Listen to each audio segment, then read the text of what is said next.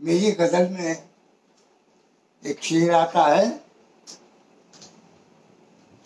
जब भी बढ़ती है दिल की परेशानी,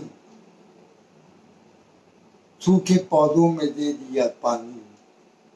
जब बढ़ी दिल की परेशानी, सूखे पौधों में दे दिया पानी।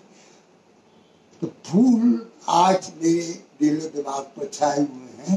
तो फूल, शुरू में मैं फूल के बारे में कुछ आपसे बात करूंगा, पढ़ूंगा। तो फूल के बारे में सबसे पहले बात ये मुझे आई दिमाग में कि दिल धड़कता है बुके लेकर कहीं जाते हुए। दिल धड़कता है बुके लेकर कहीं जाते हुए, किस तरह देखेगा कोई फूल मुरझाते। हम जाते हैं तो फूल लेके आते हैं तो कितनी खुशी होती है, लेकिन सुबह जब वो फूल पाने वाला उन फूलों को देखता है तो उसका मन उदास हो जाता है। तो मैंने कहा कि दिल धड़कता है बुके लेकर कहीं जाते हुए, किस तरह देखेगा कोई फूल मुरझाते हुए। ये शेर कहने के बाद एक शेर मेरे दिमाग में आया। अक्सर लोग पूछते हैं कि भाई साहब, मतलब आपकी प्रशंसा कैसे की जाए या क्या किया जाए जिससे आप पसंद हो। तो मैंने उस पर एक शेर कहा कि और क्या तारीफ मुझको चाहिए बस छोड़िए, और क्या तारीफ मुझको चाहिए बस छोड़िए, सुन चुका हूँ मैं उसे अपनी गजल गाते हुए। और क्या तारीफ मुझको चाहिए बस छोड़िए, सुन चुका हूँ मैं उसे अपनी गजल गाते हुए। अच्छी कविता के बारे में जब भी मुझसे बात की जाती है तो मैं वो यही कहता हूँ कि अच्छी कविता वही है जो दूसरों के दिल पर नक्श हो जाए और उनकी जुबान पर चढ़ जाए। अब फूल चर्चा चल रहे थे तो फूल के बारे में मैंने एक मुक्तक कहा कि खिलते हैं हम तो सिर्फ सच्चाई की डाल पर। खिलते हैं हम तो सिर्फ सच्चाई की डाल पर, नाजुक मिजाज हैं जरा रखना संभाल कर। खिलते हैं हम तो सिर्फ सच्चाई की डाल पर, नाजुक मिजाज हैं जरा रखना संभाल कर। मौसम का इंतजार करें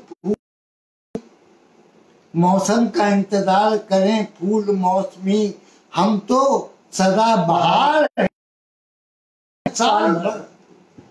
हम तो सदा बहार हैं, खिलते हैं साल भर। तो कवि जो होता है वो सदा बहार फूल की तरह होता है, और जैसा कि मैंने कहा थोड़ा नाजुक मिजाज भी होता है। तो एक फिर थोड़ा रूमानी मुक्तक मेरे ध्यान में आया कि तू जो आई कि बहारों पे बहार आई है, तो बहारों पे बहार आई है, और रूप की धूप हर एक फूल निखार आई है। तू जो आई तो बहारों पे बहार आई है, रूप की धूप हर एक फूल निखार आई है, और चीर कर बख्श कुहासे का सवेरा उभरा। चीर कर बख्श कुहासे का सवेरा उभरा, तू जो बिखरी हुई जुल्फों को सवार आई। तू जो बिखरी हुई जुल्फों को सवार आई है। एक मुक्तक और फूल पर कि मैं जो रोया तो फूल खिल न सके, मैं जो रोया तो फूल खिल न सके, दर्द दुनिया का हो न पाया कम, मेरे आंसू न बन सके मोती, मेरे आंसू न बन सके शबनम। लेकिन फूल के बारे में दूसरा भी है। देखने को ये करिश्मा न मिला दोबारा, देखने को ये करिश्मा न मिला दोबारा, भूल कर भी न किया उसने गिला दोबारा, और गूंथ जो मैंने दिया उसको तेरे जूड़े में, डाल से टूटा हुआ फूल खिला दोबारा। बहुत बढ़िया। अब मैं आपको कुछ गजलें सुनाता हूँ। जो अभी मैंने ये फूल के खिलने की बात कही, फूल दोबारा भी खुल जाता है, मुरझा भी जाता है और खिल भी जाता है।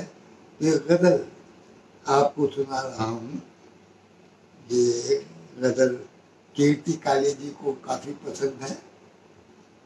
लक्ष्मी शंकर वाजपेयी को भी मुझे लगता है शायद आपको भी अलग तरह की लगे।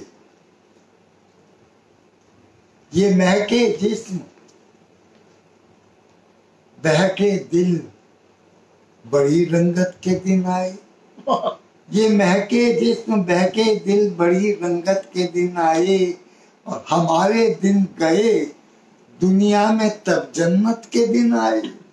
ये महके जिस्म बहके दिल, बड़ी रंगत के दिन आए। हमारे जिस्म हमारे दिन गए दुनिया में तब जन्नत के दिन आए।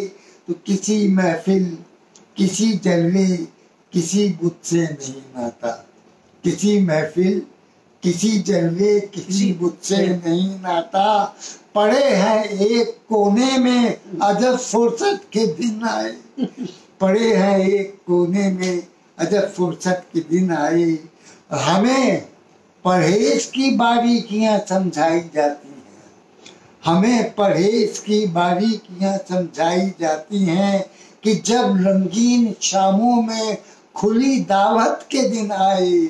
हमें परहेज की बारीकियां समझाई जाती हैं। हमारे वक्त में तो कैद थी तन्हाइयों पर भी, कि अगर कोई कमरे में अकेला भी मिल ले तब भी लोग एहसास करे अकेले बैठे हैं। हमारे वक्त में तो कैद थी तन्हाइयों पर भी, मगर अब तो सरे बाजार हर जुर्रत के दिन आए। मगर अब तो सरे बाजार हर जुर्रत के दिन आए। हमारा कंखियों से देखना भी नामुनासिब है। हमारा कंखियों से देखना भी नामुनासिब है। हमारे वास्ते तो बेवजह तोहमत के दिन आए। ये क्या किस्सा है जब अरमान दुनिया के निकलते हैं। हमारे वास्ते ही किस लिए हसरत के दिन आए।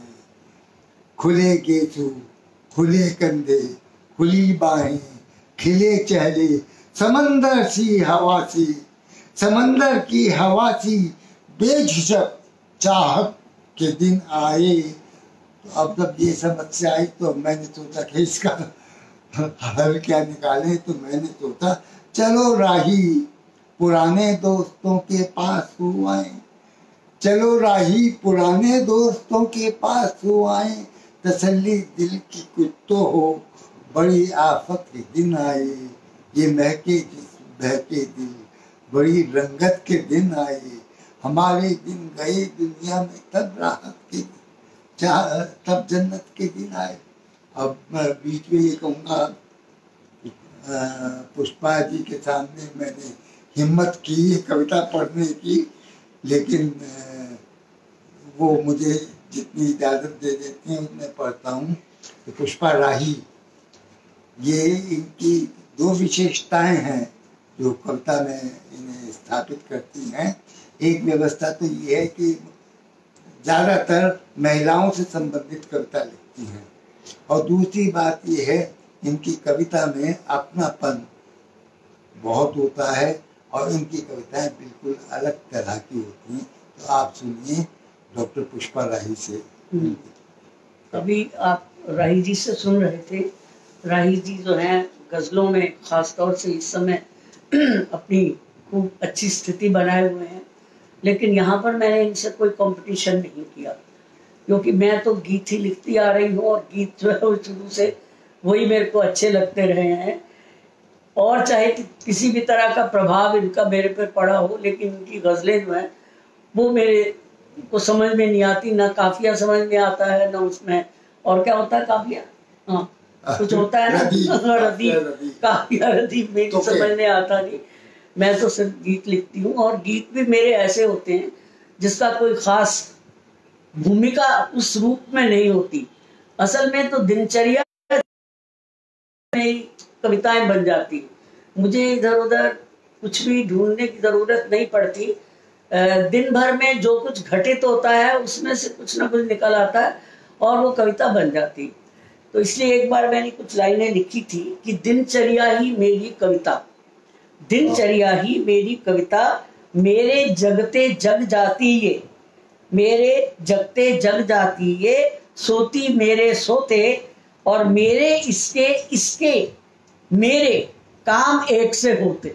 मतलब यह है कि कविता और मैं दोनों जैसे पर्याय हैं, और कविता जो है मेरे साथ साथ चलती रहती है। तो जो कुछ भी घटित होता है दिन में वो समझो कविता बन जाती है। इसीलिए मैंने ये बात कही कि कविता में बारीक काटना मेरे बस की बात नहीं। कविता में बारीक काटना मेरे बस की बात नहीं।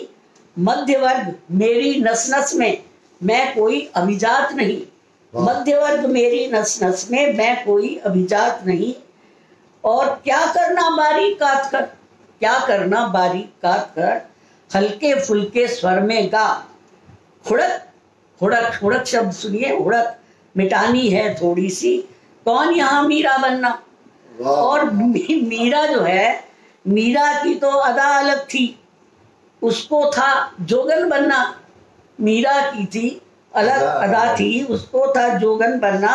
पर मेरे श्याम पास है मेरे, मेरी उससे क्या तुलना। मेरे श्याम तो मेरे पास बैठे हैं। और यही स्थिति रहती है कि इस तरह की कविताएं जो है वो लिखने में आ जाती हैं। इसलिए कविता को जिस रूप में मैं लेती हूँ वो सुनिए, ये लाइनें बड़ी अच्छी लगेंगी आपको कि घर गृहस्थी के साथ साथ ही कविता भी है एक नशा। घर गृहस्थी के साथ साथ भी कविता भी है एक नशा। घूंट घूंट पीती हूँ इसको, इसके उसके काम निभा। और इस कमरे से उस कमरे तक, इस कमरे से उस कमरे तक, ये अलमारी वो डिब्बा, साथ घूमती कविता मेरे, लेकर चाबी का गुच्छा। ये है मेरी कविता। मतलब मुझे बहुत ज्यादा दुनियादारी और बहुत ज्यादा बाहर और ये सब, इन सब से जुड़ी हुई मेरी कविता नहीं है। बड़ी सीधी और सरल कविता होती है, सिर के ऊपर से नहीं निकलती है। जो दिन भर में घटित होता है वो मेरी कविता बच जाता है। अब आप ये देखिए कि आजकल जो जमाना चल रहा है, लॉकडाउन हो रहा है, बाहर निकल नहीं पा रहे। हमारे पतिदेव जो हैं इनको बाहर जाके शॉपिंग का बड़ा शौक था, इन बेचारों की शॉपिंग खत्म हो रही है, घर से इनको बच्चे निकल नहीं देते बाहर। तो आप ये देखिए कि ये स्थिति जो है ये तो कविता के लिए बहुत ही बढ़िया स्थिति है हमारे हिसाब से, क्योंकि कविता नहीं लिखेंगे तो और करेंगे क्या, कहीं आना नहीं कहीं जाना नहीं। और दूसरा सबसे बड़ी, कीर्ति जी ने एक बार कविता सुनाई थी कोरोना को लेकर। कोई भी कवि ऐसा नहीं होगा जो इस समय कोरोना को लेकर कविता नहीं लिखेगा। मैंने भी बहुत सारी लिखी हैं। तो इसलिए थोड़ी सी लाइनें उनको सुना के फिर मैं राही जी को कहूंगी कि अब आप भी कुछ सुनाइए, क्योंकि मैंने सुना है कि इस प्रोग्राम का नाम है नहले पे दहला। तो अब ये मुझे नहीं पता चल रहा कि नहला कौन होगा और दहला कौन होगा, ये तो आप लोग डिसाइड करेंगे। लेकिन ये कविता जो कोरोना को लेकर मैंने लिखी है, थोड़ी सी लाइनें आप इसकी जरा सुन लीजिए कि आना कहीं न जाना कहीं, आना कहीं न जाना कहीं न, घर की चार दीवारी है, कैदी बनकर रहो यहीं पर, हुक्म हुआ सरकारी है। कैदी बनकर रहो यहीं पर, हुक्म हुआ सरकारी है। तालाबंदी कर दिखलाई कोरोना महामारी ने, इसकी ताकत के आगे तो सारी दुनिया हारी है। आना कहीं न जाना कहीं न, घर की चार दीवारी है। देखा सुना न आते देखा महाकाल हमने ऐसा, देखा सुना न आते देखा महाकाल हमने ऐसा। रूप भयंकर बड़ा डरावना, जहरीला कीड़े जैसा, काट रहे हैं चुपके चुपके कितनों को विस्मय कीड़े। यम का दूत बने कोरोना, यम का दूत बना कोरोना की कैसी तैयारी है। आना कहीं न जाना कहीं न, घर की चार दीवारी है। और इसमें देखिए सबसे बड़ी बात यह है कि ये हमने अपने लिए बुलाया है कोरोना या प्रकृति हमसे बदला ले रही है। इस पर ये 4 लाइनें और सुन लीजिए कि प्रतिशोध ले रही प्रकृति या मनुष्य ने किया सितम, अब तो चारों ओर दिखाई देते हैं बस गम ही गम। भिड़ के छत्तों के छत्ते टूट पड़े सबके ऊपर। ये भी पता नहीं चलता किस पर होनी बमबारी है। आना कहीं न जाना कहीं न घर की 4 दीवारी है। इसकी ताकत के आगे तो सारी दुनिया हारी है। तो इस तरह से कोरोना को लेकर तो रोज ही कुछ ना कुछ लाइनें दिमाग में आती रहती हैं। यही इस समय छाया रहता है दिमाग पर। तो इस समय मैं नहले पर दहला की बात है, मुझे नहीं पता इनकी गजल आपको ज्यादा पसंद आई है या मेरी ये लाइनें आपको पसंद आई है। अब एक अपॉर्चुनिटी मैं इनको और देती हूँ, ये भी पढ़ेंगे। इनकी गजल सुनिए या गीत जो भी ये सुनाना चाहते हैं वो सुनिए।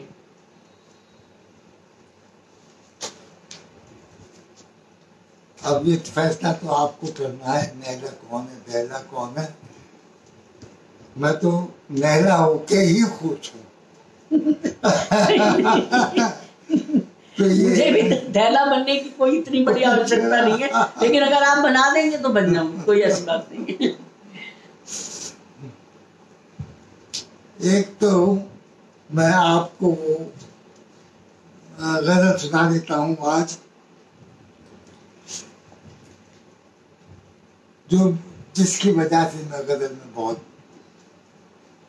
जाना जाता हूँ और मित्र लोग पसंद करते हैं, जिसका अच्छा जिक्र होता है। वो गजल मैं आपको आज सुना रहा हूँ। गजल इस तरह से है।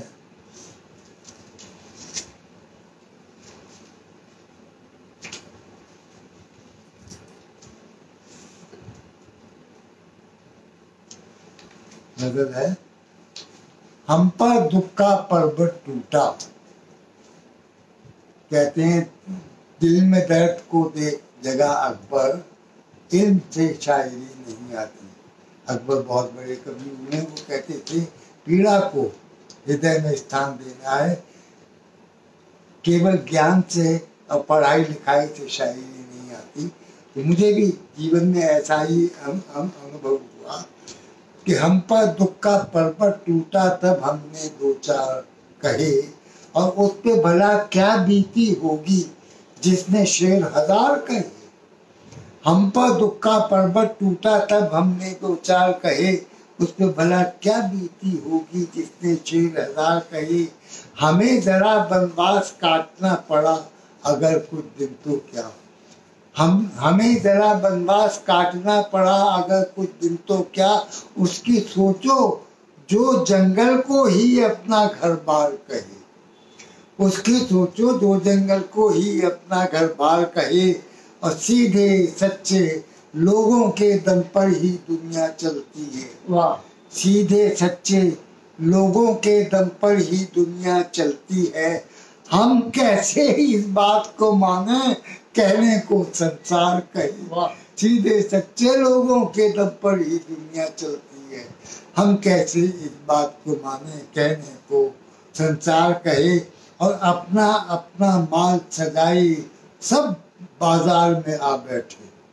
अपना अपना माल सजाए सब बाजार में आ बैठे। कोई इसे कहे मजबूरी, कोई कारोबार कहे। ये दुनिया एक तरह का कारोबार बनती जा रही है और संबंध टूटते चले जा रहे हैं एक दूसरे से। तो अपना अपना माल सजाए सब बाजार में आ बैठे। कोई इसे कहे मजबूरी, कोई कारोबार कहे। तो लूट मार में सबका यारो एक बराबर हिस्सा है। लूट मार में सबका यारो एक बराबर हिस्सा है। कोई किसको चोर कहे तो किसको चौकीदार कहे। कोई किसको चोर कहे तो किसको चौकीदार कहे। अब किसके आगे हम अपना दुखड़ा रोए। छोड़ो यार एक बात को आखिर कोई बोलो। कितनी बार कहे। ढोल पीटता फिरता था जो गली गली में बातों का, इतना हाहाकार मचा है, कुछ तो आखिरकार कही। ढोल पीटता फिरता था जो गली गली में बातों का, इतना हाहाकार मचा है, कुछ तो आखिरकार कही। और लैला की उल्फत का सौदा नामुमकिन है दोस्त मगर। वाह, जो सच्ची प्रेमिका होती है वो बिक नहीं सकती, खरीद नहीं सकती। लेकिन यहाँ जो मैंने व्यंग किया है वो देखिए कि लैला की उल्फत का सौदा नामुमकिन है दोस्त मगर। एक बार फिर तो दोहराना, कितने थे दीनार कहे। एक बार बता तो दो कि दोबारा के कितने पैसे कहे थे, क्या पता सौदा हो ही जाए। तो जिसकी आंखों में गैरत थी वे कब के बेनूर हुए, जिनकी आंखों में गैरत थी वे कब के बेनूर हुए। उसकी खुददारी क्या देखें जो खुद को खुददार कहे। और शेर वही है शेर जुराई, लिखे खून या आंसू से। शेर वही है शेर जुराई, लिखे खून या आंसू से। बाकी तो सब अल्लम गल्लम कहे मगर बेकार कहे। हम पर दुख का पर्वत टूटा तब हमने दो चार कहे। उस पर भला क्या बीती होगी जिसने शेर हजार कहे। बहुत बहुत अच्छा। अब अब एक देखिए, एक गीत सुनाइए मेरे ख्याल से। अच्छा हाँ, एक गीत पढ़िए। एक गीत हाँ, एक बहुत पढ़ अच्छा देता हूँ गीत है। क्योंकि जिस गीत से मेरी समझिए कि शुरुआत हुई और मेरी लोकप्रियता की शुरुआत हुई। और वहाँ अभी एक इसी तरह पढ़ना था एक फंक्शन में, तो वो मुझे पूरा याद नहीं आ रहा था, तो मुझे डांट भी पड़ी पुष्पा जी से, याद करके क्यों नहीं सुनाते। तो मैंने कहा मैं किताब में से सुना देता हूँ। याद तो कविता को दूसरे लोग करें तभी कविता को होता है। लेकिन ये गीत सुनने के बाद आपका संबंध जो है इस गीत का, जिससे जोड़ना है उससे जोड़िएगा। इस बात का ध्यान रखिए कि गीत जो है ये कब लिखा गया था और किसके लिए लिखा गया होगा। खैर गीत ये लिखा गया तब पुष्पा जी मेरी तब तक मेरी जिंदगी में नहीं आई थी। नहीं, मित्र तो बन गई थी मैं। तो इसलिए इन्हें ये नहीं मानना चाहिए कि इसमें कुछ बेवफाई है। इसमें दरअसल कविताई है। गीत है, कटीले चूल भी दुर्रा रहे हैं पाँव को मेरे। देखिए ये मेरा प्रथम प्रकाशित गीत है और इसी के कारण मेरी चर्चा बढ़ी आगे और मैं साहित्य में आगे गया। कटीले चूल भी दुर्रा रहे हैं पाँव को मेरे, कहीं तुम पंथ पर पलकें बिछाए तो नहीं बैठी। हवाओं में न जाने आज क्यों कुछ कुछ नमी सी है, और डगर की उष्णता में भी न जाने क्यों कमी सी है। गगन पर बदलियां लहरा रही हैं शाम आंचल सी, कहीं तुम नयन में सावन छिपाए तो नहीं बैठी। कटीले चूल भी दुर्रा रहे हैं पाँव को मेरे, कहीं तुम पंथ पर पलकें बिछाए तो नहीं बैठी।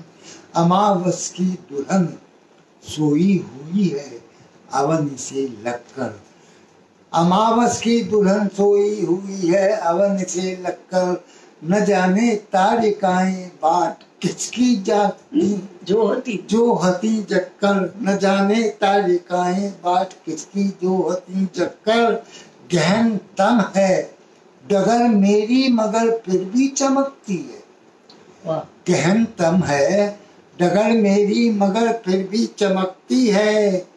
कहीं तुम द्वार पर दीपक जलाए तो नहीं बैठी, कहीं तुम पंथ पर पलके बिछाए तो नहीं बैठी। तो हुई कुछ बात ऐसी फूल भी फीके पड़े जाते, और सितारे भी चमक पर आज तू अपनी न इतराते।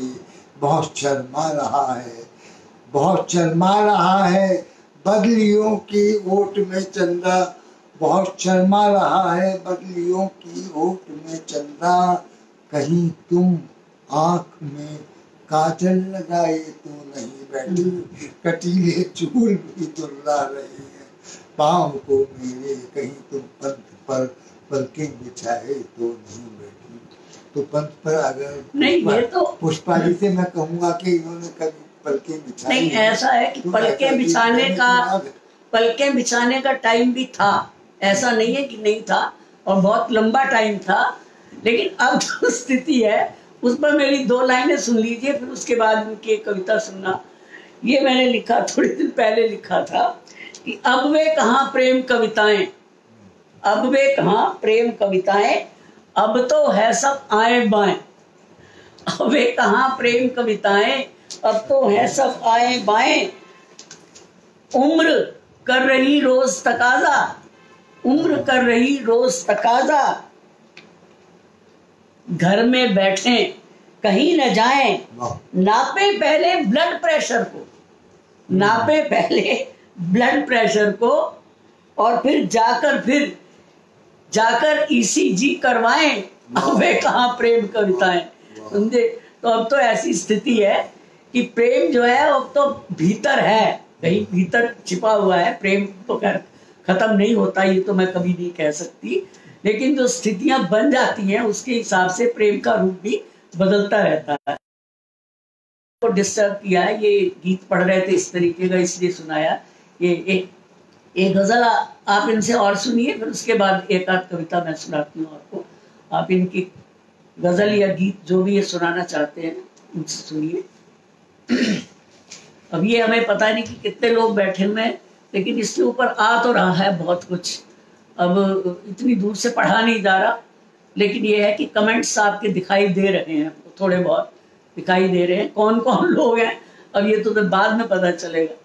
चलिए आप राही जी सुनाइए कोई बढ़िया सी गजल। हाँ सुनाइए। में संख्या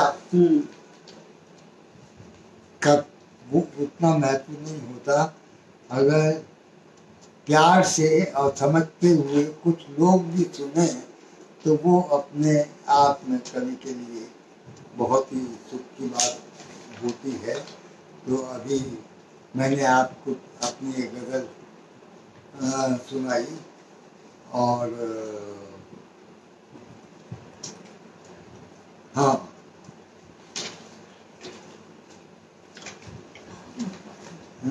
निकालो। हाँ, तो ये कविता देखिए आपको मैं सुनाना चाहता हूँ। गजल एक सुनिए।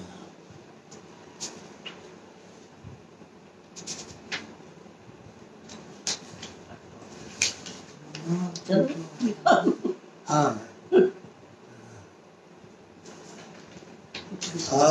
पृष्ठ 36 पर प्रकाशित ये गजल है, और मेरा जन्मदिन भी 36 में ही था। तो ये गजल मैं आपको सुना रहा हूँ कि किस मुहूर्त में दिन निकलता है, किस मुहूर्त में दिन निकलता है, और शाम तक सिर्फ हाथ मलता है। किस मुहूर्त में दिन निकलता है, शाम तक सिर्फ हाथ मलता है, और वक्त की दिल लगी के बारे में, वक्त की दिल लगी के बारे में सोचता हूँ तो दिल दहलता है। वक्त की दिल लगी के बारे में सोचता हूँ तो दिल दहलता है, और दोस्तों ने जिसे डुबाया हो, दोस्तों ने जिसे डुबाया हो, वो जरा देर में संभलता है। तो ये कल सम्मेलन में मैंने जब ये गजल पढ़ी तो नीरज जी मेरे साथ थे, दूरदर्शन पे कल सम्मेलन हो रहा था, तो पसंद की जा रही थी ये गजल। तो इंटरव्यू हुआ तो बाहर हम आए, तो नीरज जी ने मुझसे कहा कि राही तुमने बहुत अच्छी गजल पढ़ी, लेकिन एक शेर में मैं थोड़ा सुझाव देना चाहता हूँ। मैंने कहा आप मुझसे बड़े हैं, अवश्य दीजिए, बताइए। उन्होंने कहा कि वो जो शेर तुमने पढ़ा था ना, दोस्तों ने जिसे डुबाया हो वो जरा देर में संभलता है, उसे यूं कर दो, दोस्तों ने जिसे पिलाई हो वो जरा देर में संभलता है। मैंने कहा नीरज जी कैसे शेर बदलूं, दोस्तों ने मुझे पिलाई ही नहीं। तो दोस्तों ने जिसे डुबाया हो वो जरा देर से संभलता है, और हमने बौनों की जेब में देखी, हमने बौनों की जेब में देखी, नाम जिस चीज का सफलता है। हमने बौनों की जेब में देखी, नाम जिस चीज का सफलता है। और तन बदलती थी आत्मा पहले, तन बदलती थी आत्मा पहले, आजकल तन उसे बदलता है। वाह। देखिए कितनी बात सुनने को मिलता है। उसने छोटे से स्वार्थ के लिए अपनी आत्मा बेच दी। तो मुझे ये शेर कहना पड़ा कि तन बदलती थी आत्मा पहले, आजकल तन उसे बदलता है। और एक धागे की बात रखने को, देखिए मोमबत्ती क्या है, उसमें एक धागा होता है। तो उस पर मैंने एक शेर कहा ये कि एक धागे की बात रखने को मोम का रोम रोम जलता है। ये शेर बहुत लोकप्रिय हुआ था। और बसंत साठे बैठे थे वहाँ कवि सम्मेलन में, उन्होंने बहुत ही पसंद किया कि एक धागे की बात रखने को मोम का रोम रोम जलता है। और काम चाहे जहन से चलता हो, काम चाहे जहन से चलता हो, नाम दीवानगी से चलता है। देखिए कितना ही बड़ा आदमी विद्वान हो जाए, उसका नाम उतना नहीं चलेगा जितना लैला मजनू का चल गया, शीरी फरहाद का चल गया। तो मैंने कहा कि काम चाहे जहन से, जहन से दिमाग से, काम चाहे जहन से चलता हो, नाम दीवानगी से चलता है। और उस शहर में भी आपकी है कमी, रात दिन जो धुआं उगलता है, उसका कुछ तो इलाज करवाओ। ये शेर देखिए, उसका कुछ तो इलाज करवाओ, उसके व्यवहार में सरलता है। उसका कुछ तो इलाज करवाओ, उसके व्यवहार में सरलता है। और सिर्फ 2 बार सुख उठाने को, सिर्फ 2-4 सुख उठाने को आदमी बारहा फिसलता है। तो याद आते हैं शेर राही के, दर्द जब शायरी में ढलता है। याद आते हैं शेर राही के, दर्द जब शायरी में ढलता है। तो मैडम मेरे शेर लोगों को याद आते हैं, उसके बाद आप पढ़िए। अब आपने तो शायरी सुना दी, अब मेरे पास शायरी जैसी चीज तो है नहीं। ऐसा है कि ज्यादातर जो भी मैं लिखती हूँ थोड़ा पॉजिटिव रहता है। वैसे तो बहुत सारी कविताएं हैं जिसमें रोना धोना भी है, दुख दर्द भी है, बतेरे कष्ट उठाए हैं जिंदगी में, वो भी कविता में आए हैं। लेकिन फिर भी स्वर जो रहता है वो हमेशा पॉजिटिविटी की तरफ रहता है कि ऐसी कविता सुनाई जाए ताकि जो है उनमें भी थोड़ा सा उत्साह बढ़े और उस तरह से चले। तो एक मेरी कविता काफ़ी पसंद की जाती है, मैं ज़्यादा जाती तो नहीं हूँ लेकिन लोग पसंद करते हैं उसको। पौ बारह नाम से एक कविता जो है मेरी, वो लोगों को अच्छी लगती है। तो पौ बारह शब्द जो है वो काफ़ी मेरे साथ जुड़ गया, जिसे कहते हैं ना सिग्नेचर पोइम हो गई थी मेरी। तो मुझे लगता है कि वो पोइम मुझे आज आपको ज़रूर सुना देनी चाहिए और हो सकता है उसमें से कुछ आप लोगों को भी मिले, क्योंकि वो जो दृष्टिकोण है जिंदगी का वो वही होना चाहिए जो इस कविता में है। तो इस तरह से मैंने लिखा उसा कि मैं कष्टों से ऊपर मेरी पौ बारा, मैं कष्टों से ऊपर मेरी पौ बारा, और मुझे नहीं लगता डर मेरी पौ बारा, मुझे नहीं लगता डर मेरी पौ बारा। लेकिन इस समय मत कहिए क्योंकि कोरोना से तो हर आदमी डर रहा है लेकिन हम घर में बंद हैं इसलिए वहां भी डर नहीं है। अपने मुझे नहीं लगता मेरी पौ बारा, और ये भी रोवे वो भी रोवे, ये भी रोवे वो भी रोवे, मैं काटूं दिन हंसकर मेरी पौ बारा, मैं कष्टों से ऊपर मेरी पौ बारा। और दुनिया टूटी पकवानों पर, दुनिया टूटी पकवानों पर, मैं खुश खिचड़ी खाकर मेरी पौ बारा, मैं खुश खिचड़ी खाकर मेरी पौ बारा।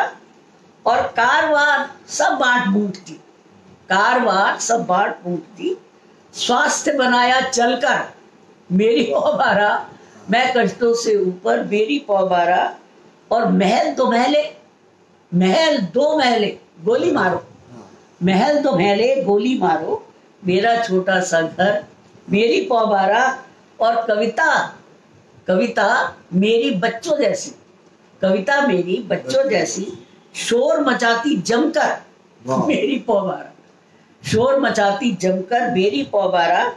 और ये तो लाइनें बहुत ही प्रसिद्ध हुई हैं कि घर गृहस्थी की कुछ मत पूछो, घर गृहस्थी की कुछ मत पूछो, सर्वश्रेष्ठ मेरा वर मेरी पौबारा। भैया हम तो डिक्लेयर कर दिया कि इससे अच्छे पति हमको तो नहीं मिल सकते, और इससे ज्यादा राज मैं खोल नहीं सकती, लेकिन है तो यही, सच्चाई तो यही है। सर्वश्रेष्ठ मेरा वर ये मेरी पौबारा, तन भी मन भी दोनों पुलकित, तन भी मन भी दोनों पुलकित, आयु हुई 77, ये 77 में लिखी थी मैंने, लेकिन ये अब इस समय तो 82 है, 82 है, तो इसलिए बदल देती हूँ लाइन कि तन भी मन भी दोनों पुलकित, आयु हुई 82 मेरी पौबारा, मैं कष्टों से ऊपर, और मुझे लुभाते सारे बंधन, मुझे लुभाते सारे बंधन, प्यार बन गया सागर मेरी पौबारा, मैं कष्टों से ऊपर मेरी पौबारा। अब एक छोटा सा गीत एक मैं और आपको सुनाना चाह रही हूँ। तुलसीदास की ये लाइन ही बड़ी प्रसिद्ध है कि निज कवित्व कहीं लागी न नीका। हर आदमी जो भी लिखता है उसको लगता है कि भाई मैंने बहुत अच्छा लिख दिया और बड़ा पसंद आता है, लेकिन मैंने ये जब गीत लिखा उस समय मेरी मनस्थिति कुछ अलग थी। जैसे कि कई बार होता है कि औरों की किताब पढ़ो तो लगता है अरे भैया इसने तो कमाल कर दिया, बहुत बढ़िया लिखा है, ये तो बहुत अच्छी बात है, और प्रशंसा भी करते हैं, ऐसी बात नहीं है कि दूसरों की प्रशंसा ना की जाए।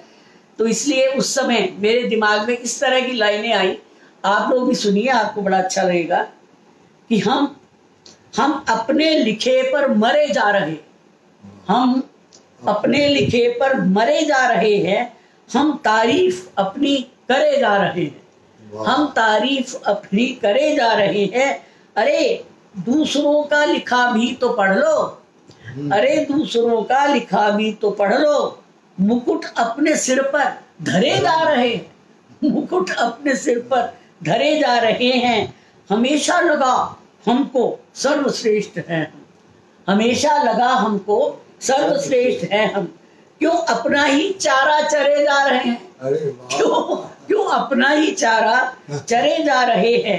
ये कविता का सागर, ये कविता का सागर तो बेहद बड़ा है, ये कविता का सागर तो बेहद बड़ा है।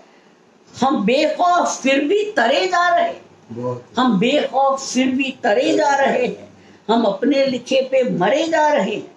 और ये लाइनें सुनिए, सुनाने की लत पर भी काबू कहाँ है, सुनाने की लत पर भी काबू कहाँ है, हम झरने से अविरल झरे जा रहे हैं, झरने से अविरल झरे जा रहे हैं। लिख लो तो दिल करता कोई ना कोई सुन ले।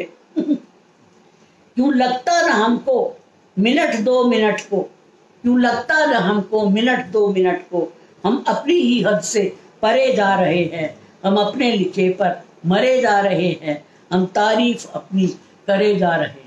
लेकिन भैया हम दोनों ने तो समझौता कर लिया कि हम दोनों ने आखिरकार हुआ समझौता, तुम हो मेरे श्रोता मैं तुम्हारी श्रोता, तो हमने तो सब समझौता किया हुआ है। तो अब इनकी बारी है, इनसे एक आध कविता सुनिए, एक आध मैं सुनाती हूँ और आप लोगों से फिर इजाजत लेंगे। सुनाइए राही जी कोई गीत सुनाइए। आपस में तो हम सुनाते ही हैं, लेकिन आप लोगों को सुनाकर जो आत्मविश्वास बढ़ता है और जो रस मिलता है वो अपूर्व है। कवि के लिए इससे बढ़ के कोई खुशी की बात नहीं हो सकती कि उसकी बात लोगों तक पहुंच जाए। ये दो एक मुक्तक सुनाता हूं मैं। कल मिले या न मिले प्यार गवाही के लिए, कल उठे या न उठे हाथ सुराही के लिए, कल मिले या न मिले प्यार गवाही के लिए, कल उठे या न उठे हाथ सुराही के लिए, तो आज की शाम को रंगीन बना लो इतना आज की शाम को, रंगीन बना लो इतना कि कोई कोना न बचे रात की स्याही के लिए। आज की शाम को रंगीन बना लो इतना कोई कोना न बचे रात की स्याही के लिए। और प्यार इंसान को इंसान बना देता है, प्यार इंसान को इंसान बना देता है, उम्र की राह को आसान बना देता है। प्यार इंसान को इंसान बना देता है, उम्र की राह को आसान बना देता है। वो मोहब्बत तो न रख मेरी खताओं पे नजर, हो मोहब्बत तो न रख मेरी खताओं पे नजर, प्यार पत्थर को भी भगवान बना देता है। और एक मुक्तक के हसरतों की जहर बुझी लौ में, हसरतों की जहर बुझी लौ में, मोम सा दिल गला दिया मैंने। हसरतों की जहर बुझी लौ में, मोम सा दिल गला दिया मैंने। अब कौन बिजली की धमकियां सहता, कौन बिजली की धमकियां सहता, आशियां खुद जला दिया मैंने।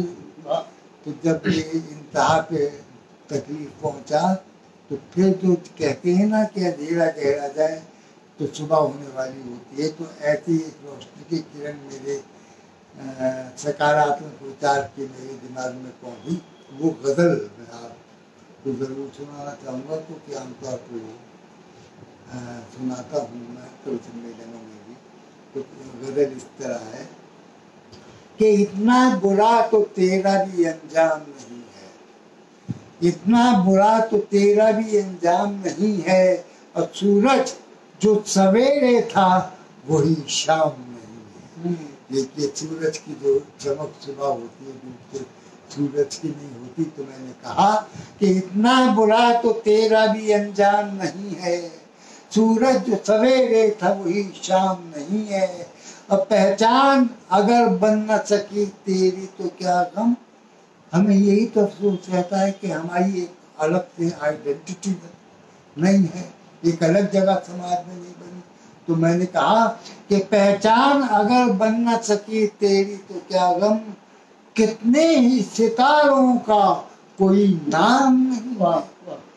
पहचान अगर बन न सकी तेरी तो क्या गम, कितने ही सितारों का कोई नाम नहीं है। और आकाश भी धरती की तरह घूम रहा है। ये माना जाता है 7 आसमान है, 7 फलक उर्दू में खास तौर पे, और वो गर्दिश में रहते हैं, घूमते रहते हैं। तो आकाश भी धरती की तरह घूम रहा है। दुनिया में किसी चीज को आराम नहीं है, दुनिया में किसी चीज को आराम नहीं है। और पीने को मिले मैं तो तकल्लुफ है कहाँ का, पीने को मिले मैं तो तकल्लुफ है कहाँ का, पियो से किस्मत में अगर जाम नहीं है। अब मत सोच कि क्या तूने दिया और तुझको मिला क्या, मत सोच कि क्या तूने दिया और तुझको मिला क्या। शायर है जमा खर्च तेरा काम नहीं है, शायर है जमा खर्च तेरा काम नहीं है। और टपकेगा रुबाई से तेरी खून या आंसू, टपकेगा रुबाई से तेरी खून या आंसू। राही है तेरा नाम तू खयाम नहीं है, इतना बुरा तो तेरा अंजाम नहीं है। सूरज सवेरे था वही शाम नहीं है। देखिए राही जी ने जो आपको गजल सुनाई, वो टपकेगा रुबाई से तेरी खून या आंसू, यह तो सच्चाई तो यही है। क्योंकि इन्होंने तो जितना भी लिखा है वो बहुत ही कष्टों में से गुजरते हुए ही लिखा है। मेरी स्थिति ये थी कि मेरे को लेक्चरर वाली नौकरी मिल गई तो कोई ज़्यादा परेशानियां उठानी नहीं पड़ी। कॉलेज में अपने जाते थे, पढ़ा पढ़ू के आ जाते थे, समझे ना। तो उसमें जिंदगी को उस तरह से कष्ट झेलने की नौबत नहीं आई कि एक नौकरी जो है वो नहीं पसंद आई तो इस्तीफा दिया और चल पड़े वहाँ से। तो हमें तो इस तरह की स्थिति का सामना करना नहीं पड़ा। और ये बात बिल्कुल ठीक है कि कविता जो है वो वही होनी चाहिए जो आप सोचते हैं। तो इसलिए जो मेरी कविता है उसमें इतनी ज़्यादा कष्ट वाली बातें आपको नहीं मिलेंगी, क्योंकि कष्ट वाली बातें अगर हैं कहीं पर तो वो मैं आपको सुनाना भी नहीं चाहती। इस समय जो कविता मेरे सामने इस समय खुली हुई है वो बड़ी मज़ेदार है। हालांकि मैं गज़ल वज़ल नहीं लिखती, लेकिन ये थोड़ी सी लाइनें गज़ल वाली हैं। एक ये और एक कविता लास्ट में और सुनाऊंगी, उसके बाद राही जी जो है उनका नंबर है। तो आप ये देखिए कि एक गज़ल नुमा है, अब पता नहीं मुझे इसमें है कि नहीं है। तो मैंने ये कौन से हमको खजाने चाहिए, कौन से हमको खजाने चाहिए, जिंदगी के कुछ बहाने चाहिए। कौन से हमको खजाने चाहिए, जिंदगी के कुछ बहाने चाहिए। चांद तारे तोड़े जिन्हें, चांद तारे तोड़े जिन्हें, अपन को तो दिन सुहाने चाहिए, अपन को तो दिन सुहाने चाहिए। कौन से हमको खजाने चाहिए। और हो रहा है पस्त कुछ कुछ हौसला, हो रहा है पस्त कुछ कुछ हौसला। दर्द ज्यादा है भुलाने चाहिए, दर्द ज्यादा है भुलाने चाहिए। और आजकल अकड़ी हुई है पीठ कुछ, इस समय तो खासतौर से मालूम ही है क्या स्थिति होनी चाहिए। आजकल अकड़ी हुई है पीठ कुछ, गुदगुदे बिस्तर सिरहाने चाहिए, गुदगुदे बिस्तर सिरहाने चाहिए। और ये जरूरी तो नहीं सब खोल दे, ये जरूरी तो नहीं सब खोल दे। राज अपने कुछ छिपाने चाहिए, राज अपने कुछ छिपाने चाहिए। और फिक्र जिनको है हमारी रात दिन, फिक्र जिनको है हमारी रात दिन, दोस्त ऐसे अब घटाने चाहिए। फिक्र जिनको है हमारी रात दिन, दोस्त ऐसे अब घटाने चाहिए। और क्यारियां गमले मिले घर में अगर, फूल फुर्सत से खिलाने चाहिए। टूटने पर डर अगर लगता न हो, टूटने पर डर अगर लगता न हो। स्वप्न आंखों में सजाने चाहिए। थाम ले कस के नहीं छोड़े कभी, थाम ले कस के नहीं छोड़े कभी। हाथ उसको ही थमाने चाहिए, हाथ उसको ही थमाने चाहिए। दिन सुहाने चाहिए, कौन से हमको खजाने चाहिए। इसलिए भैया अब तो ज्यादा सोच विचार करके चलते नहीं है, दिल दिमाग जो है उस पर ज्यादा जोर डालते नहीं है, समझे ना। जैसी स्थिति बनती है उसके हिसाब से कविता भी लिख लेते हैं। रोने का टाइम आता है थोड़े बहुत आंसू भी बहा लेते हैं, हंसने का आता है तो खुलकर हंसते हैं। तो ये एक आखिर में एक थोड़ी सी लाइनें आप और सुन लीजिए। और मेरा सुझाव है कि आप भी इस कविता का थोड़ा सा अंश अपने अंदर ग्रहण करें। ये बड़ी मजेदार कविता लिखी थी एक बार मैंने कि दिल दिमाग दोनों खाली है, बड़ा मजा है। दिल दिमाग दोनों खाली है, बड़ा मजा है। बैठे बजा रहे ताली है, बड़ा मजा है। दिल दिमाग दोनों खाली है, बड़ा मजा है। बैठे बजा रहे ताली है, बड़ा मजा है। आफत के परकाले सारे टले हुए हैं, आफत के परकाले सारे टले हुए हैं। उनके सब सिक्के जाली हैं, उनके सब सिक्के जाली हैं, बड़ा मजा है। रातों की नींदें खराब थी हुई बेवजह, रातों की नींदें खराब थी हुई बेवजह। लेकिन अब आंखें अब रस की प्याली है, आंखें अब रस की प्याली हैं, बड़ा मजा है। बैठे बजा रहे ताली हैं, बड़ा मजा है। 30 बार खा पहले भी हम कौन बड़े थे, 30 बार खा पहले भी हम कौन बड़े थे। होने दो वे बलशाली हैं, होने दो वे बलशाली हैं, बड़ा मजा है। बैठे बजा रहे ताली हैं, बड़ा मजा है। उम्र नहीं जी अब मारे मारे फिरने की, उम्र नहीं जी अब मारे मारे फिरने की। स्वाद भरी घर की थाली है, स्वाद भरी घर की थाली है, बड़ा मजा है। और करनी है तारीफ अगर तो कर दो जल्दी, करनी है तारीफ अगर तो कर दो जल्दी। बहुत पहनी कानों में बाली है, पहनी कानों में बाली है, बड़ा मजा है। दिल दिमाग दोनों खाली है, बड़ा मजा है।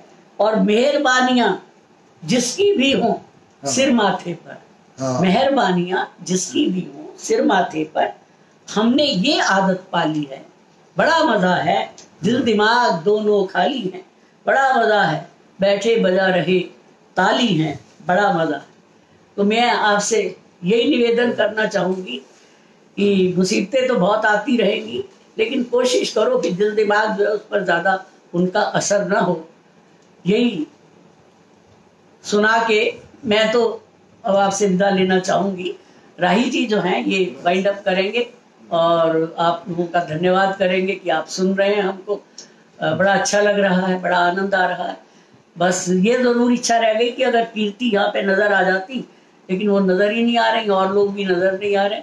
अब मालूम नहीं कौन कौन सुन रहा है, लेकिन जो भी सुन रहे हैं उन लोगों के प्रति हमारा बहुत बहुत शुक्रिया, बहुत बहुत धन्यवाद। राही जी जो है वो वाइंड अप करेंगे। अपने गीत के साथ समाप्त करता हूँ इस काव्य पाठ को। ये समझिए कि मेरे गीतकार के रूप में मुझे प्रतिष्ठित करने में जो थोड़ी बहुत प्रतिष्ठा मिली, उसमें इस गीत का बहुत स्थान, बहुत बड़ा स्थान माना जाता है और बहुत ये पसंद किया जाता है। तो मैं आपको वो गीत सुना रहा हूँ। पीजा हर अपमान और कुछ चारा भी तो नहीं, पीजा हर अपमान और कुछ चारा भी तो नहीं, तूने स्वाभिमान से जीना चाहा यही गलत था, तूने स्वाभिमान से जीना चाहा यही गलत था, कहा पक्ष में तेरे किसी समझ वाले का मत था, और केवल तेरे ही अधरों पर कड़वा स्वाद नहीं है, सबके अहंकार टूटे हैं तू अपवाद नहीं है, केवल तेरे ही अधरों पर कड़वा स्वाद नहीं है, सबके अहंकार टूटे हैं तू अपवाद नहीं है, तेरा असफल हो जाना तो पहले से ही तय था, तेरा असफल हो जाना तो पहले से ही तय था, तूने कोई समझौता स्वीकारा भी तो नहीं,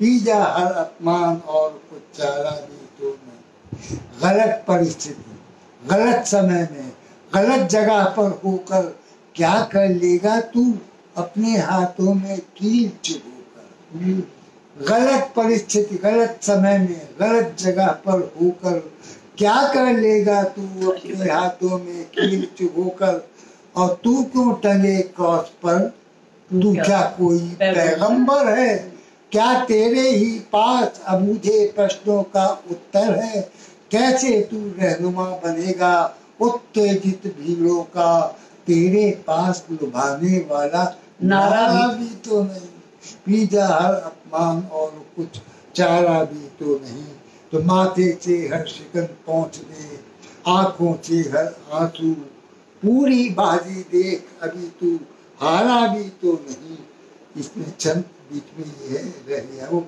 यह तो पता पुरातन दुनिया प्रतिभा से डरती है, यह तो पता पुरातन दुनिया प्रतिभा से डरती है, और सत्ता केवल सरल व्यक्ति का ही चुनाव करती है, चाहे लाख बार सिर पटको दर्द नहीं कम होगा, नहीं आज ही कल भी जीने का यही क्रम होगा, और माथे से हर शिकन पहुँच दे, आंखों से हर आंसू, पूरी बाजी देख अभी तू हारा भी तो नहीं, पीजा हर अपमान और कुछ चारा भी तो नहीं।